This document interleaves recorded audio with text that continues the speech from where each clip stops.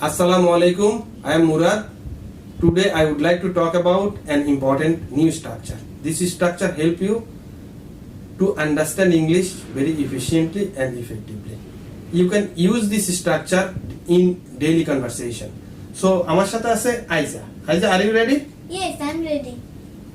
সে মনে হয় স্কুলে যায়, সে মনে হয় পড়ালেখা করে, সে মনে হয় খায়। এই ধরনের বাক্যগুলো আমরা সচরাচর ইউজ করি। তো এই বাক্যগুলো আমরা কিভাবে প্র্যাকটিস করব? আজকে এই বাক্যগুলো আইজার সাথে আমি প্র্যাকটিস করব। ওকে ওকে। সে মনে হয় স্কুলে যায়, He seems to go to school. সে মনে হয় খেলাধুলা করে, He seems to play.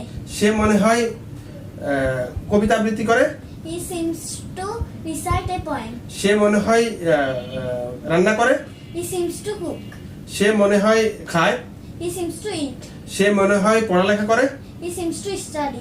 সে মনে হয় বই পড়ে। He seems to read book. Thank you for watching our video.